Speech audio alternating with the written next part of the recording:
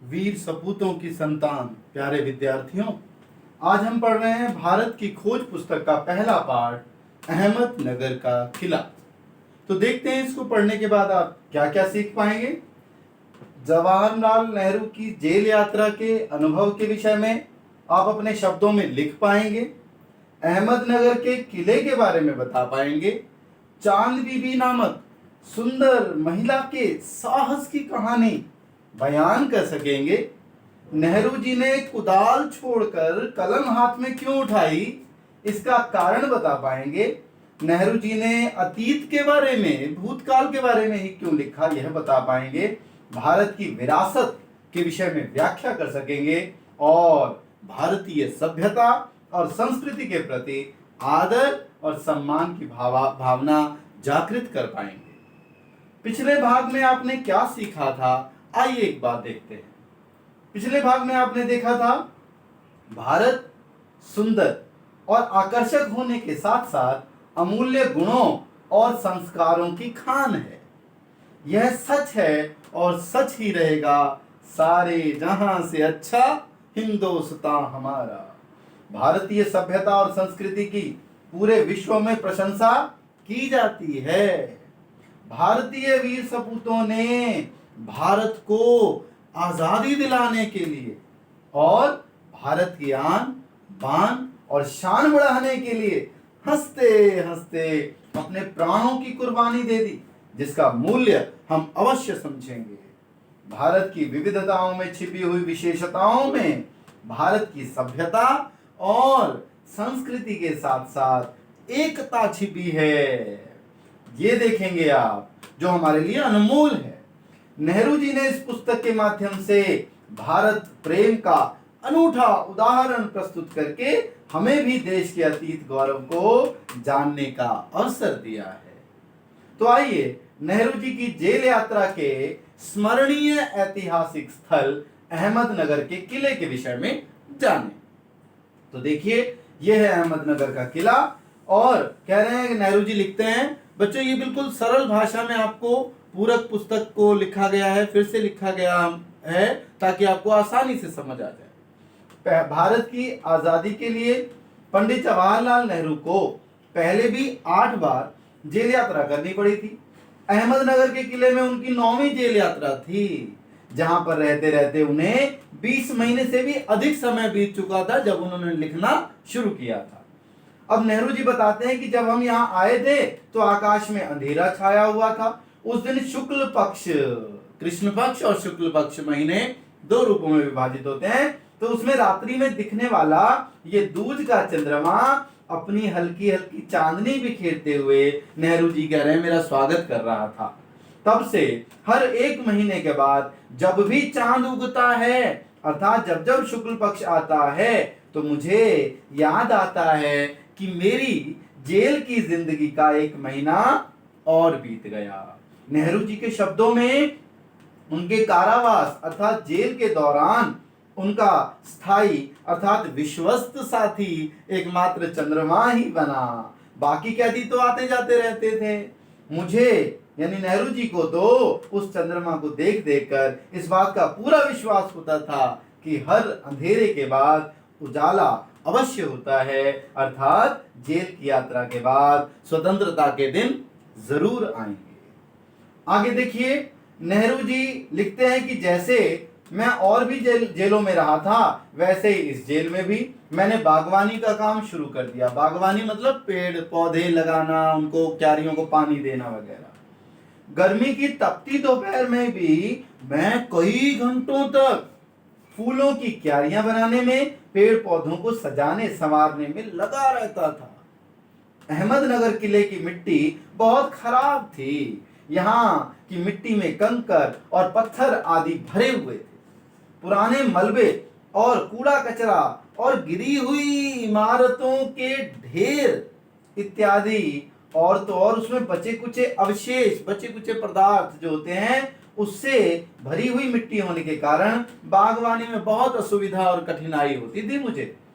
अहमदनगर क्योंकि एक ऐतिहासिक स्थल है, इतिहास में प्रसिद्ध है ये, इसीलिए भूतकाल में इस स्थल ने कई गुप्त मंत्रणाएं मतलब राजा जब युद्ध करते हैं उससे पहले जो मीटिंग्स करते हैं वो, और कुचक्र, ऐसे फांसा जाए, ऐसे युद्ध किया जाए, ऐसे प्रहार किया जाए, ऐसे दूसरे राजा को घेरा जाए, वो कुचक्र भी देखे हैं अहमदनगर ने।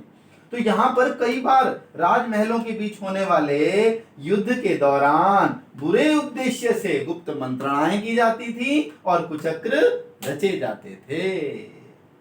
फिर देखिए आगे कहते हैं यहाँ का इतिहास, अहमदनगर का इतिहास हालांकि बहुत पुराना नहीं है और यहाँ पर घटी हुई घटनाओं की दृष्टि से भी इस स्थान की बहुत ज्यादा अहमियत, कीमत, महत्वपूर्ण ये नहीं है, परंतु इससे जुड़ी हुई एक घटना जो आज भी याद रखने योग्य है और वह है चांद बीबी नामक सुंदर महिला के साहस की कहानी, जिसने अपने हाथ में तलवार उठाकर, ये है चांद बीबी, अपनी सेना का नेतृत्व किया और अहमदनगर के किले की रक्षा के लिए अकबर की शाही सेना के विरुद्ध मोर्चा संभाल लिया। किंतु दुर्भाग्यवश चांद बीबी की हत्या उसके अपने ही एक धोखेबाज आदमी के हाथों हो गई। नेहरू जी बताते हैं कि हमने जब उस मिट्टी की खुदाई शुरू की, अहमदनगर की मिट्टी की, तो उस खुदाई के दौरान जमीन के तल के बहुत नीचे दबे हुए पुरानी दीवारों के कुछ हिस्से मिले, कुछ गुंबद मिले, गुंबद अर्थात ऊंची और उभरी हुई छत, जहां से बोलते हैं तो आवाज गूंजती है, ऐसे मंदिरों में भी होती है, कहीं कहीं मस्जिदों में भी होती है, तो वो हमें मिली जिसमें आवाज गूंजती है, उसके हिस्से मिले और कुछ इमारतों के ऊपर के हिस्से भी हमें प्राप्त हुए अहमदनगर के किले।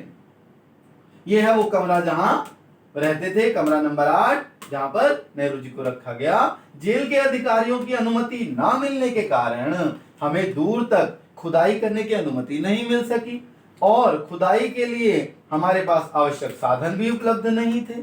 इसीलिए नेहरू जी ने अब कुदाल और खोदने वाला यंत्र छोड़कर अपने हाथ में कलम उठा ली, लिखना शुरू कर दिया।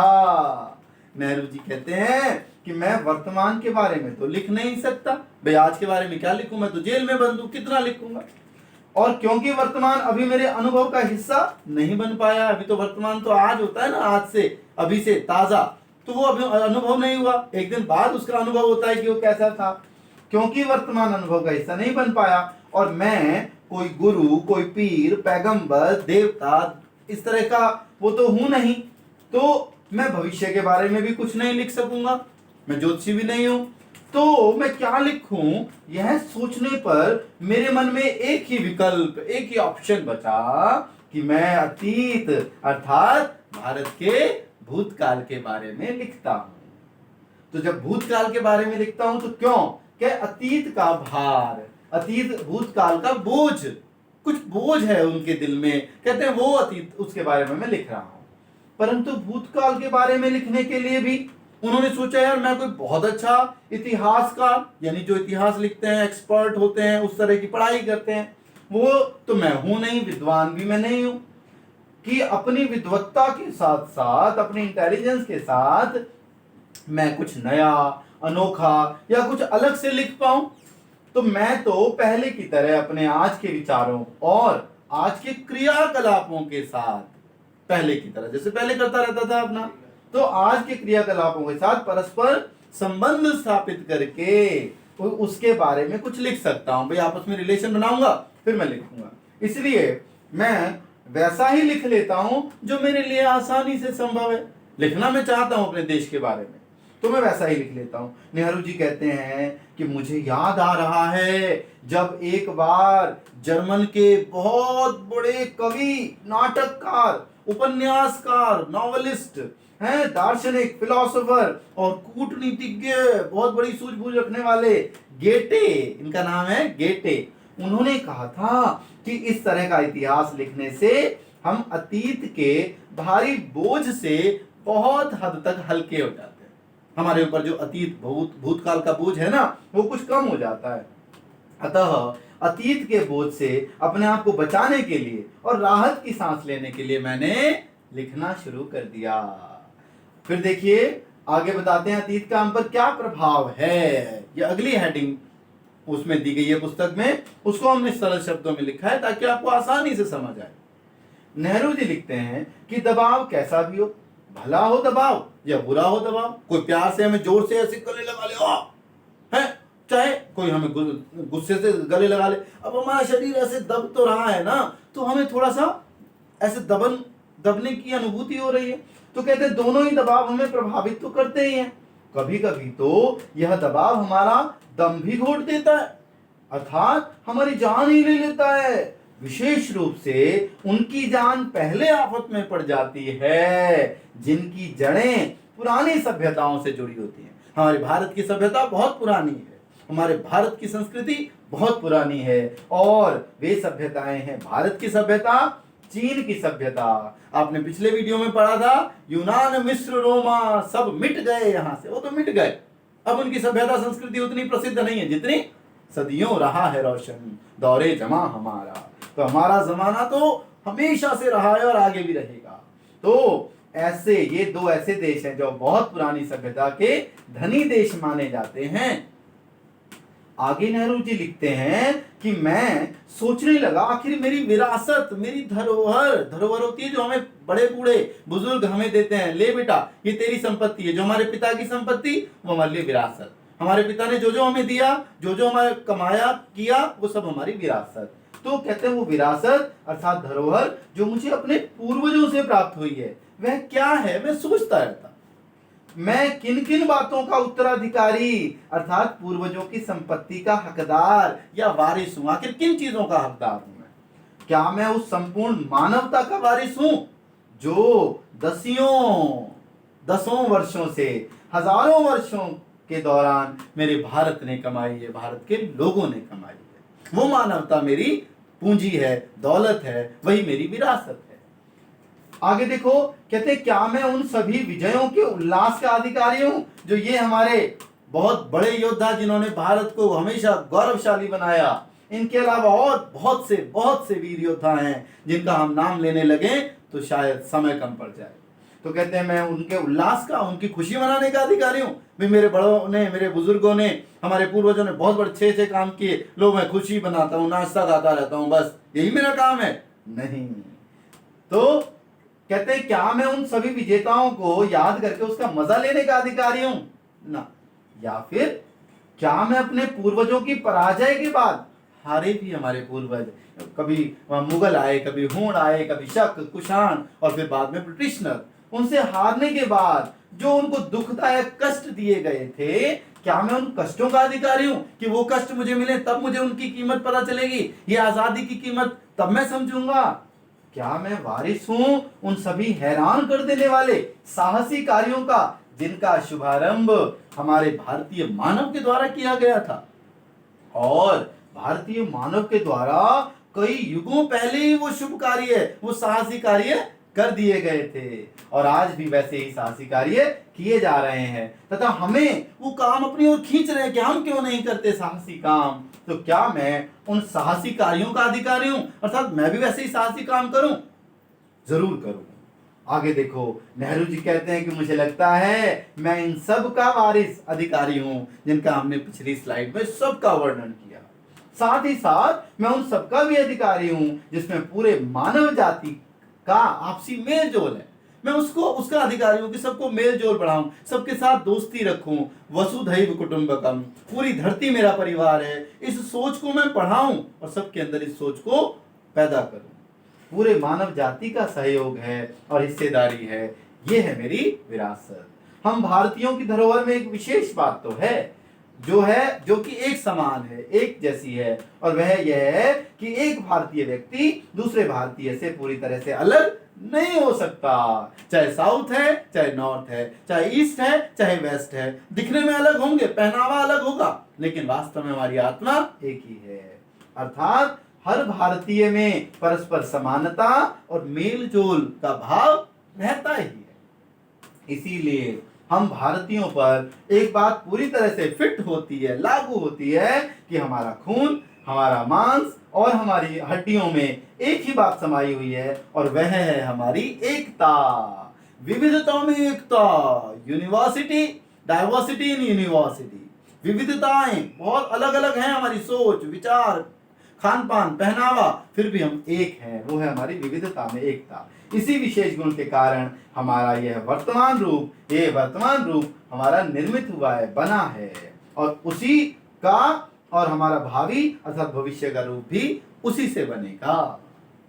अब लिखते हैं नेहरू जी अंत में, नेहरू जी लिखते हैं कि यही सबसे बड़ी विरासत हम भारतीयों को मिली है। हम सबको यही विरासत मिली है, क्या? अनेकता में एकता, सबके साथ मेलजोल, और इसी विरासत का विचार और आज के जीवन में इसे लागू करने के, आज के जीवन में फिर से ये चालू हो जाए।